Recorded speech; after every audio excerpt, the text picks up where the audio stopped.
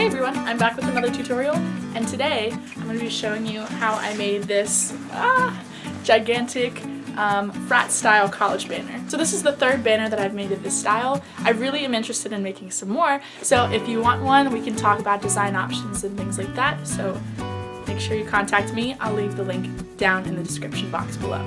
Here are some of the examples of other ones that I've made so far. Here's the first one. It's like a more nautical design with some oars on the sides, and the second one, which has crosses in the middle. I didn't design this one, but I recreated it for one of my friends back at college. And here is the picture of the finished product of what you'll see me make today.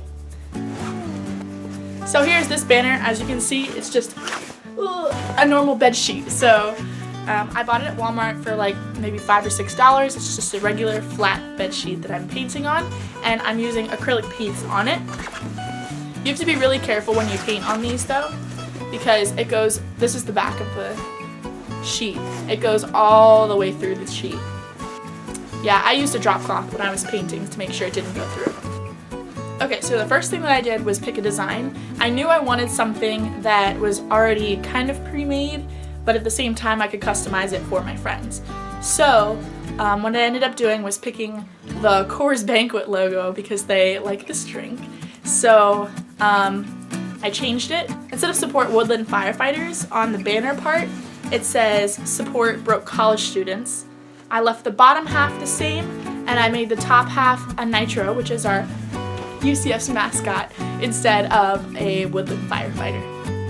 Before I even started painting the banner at all, it was super wrinkly from the container that the banner came in, so I had to iron the whole thing. I took my entire bed sheet and I laid it across the floor, and I took a pencil and just freehand sketched it out. Now I know some people like to use a projector, but I prefer to freehand it. That's just what I like to do. First place that I painted was the banner. I chose this area because it was big and all one color, so I could just get it all done really quickly. First I was putting paint, like dipping in the paint and then painting it on, but that was not fast enough for me, so I ended up squirting it directly onto the canvas and then spreading it around just because it's such a large area to cover. Then when I was done with that, I moved on to my next big chunk of color, which is this wood grating here. For this wood grating, what I ended up doing was kind of the same thing as the white, where I picked 3 different colors. I picked this darker brown, which you can see on the edge here. I picked the same white that I used for the banner part, and I picked a tan color that almost matched the sheet itself. As you can see in this little video here, I kind of squirted the paint on and then just spread it around up and down, adding color where it need be and moving everything around while it's still wet. If the paint was already dry, it was kind of harder to move it around, so I preferred to just take my huge brush and just slather it on while it was wet.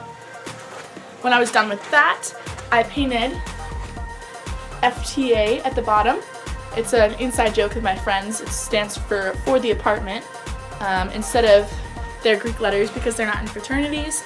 And of course the Coors logo on the front. So the next area that I did was the next big area of paint, which is the trees and the nitro at the top of the painting. So instead of using acrylic paint here, I actually used like a dark brown, almost black house paint because we had it in our basement. So it ended up being a really good idea for me because I found out that when you use acrylics on a huge area, you use a ton of paint, especially on a cheap sheet like this because there's so many holes within the fabric.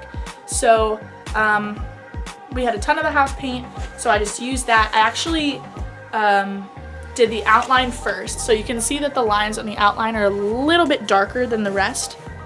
And then what I did for the bigger chunks was I actually took the can of paint, it was a little one about this big, and I just dumped the paint right on and moved it around with a big brush. I repeated the same thing for the tree on the right and the tree on the left, and that was the top half. Then the final thing that I did for the painting was the details for the banner. As you can see, I used the same red here for the words as I did for the FTA on the bottom.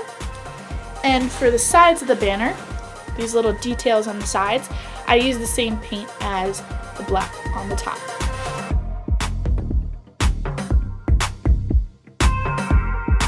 Thank you guys again so much for watching.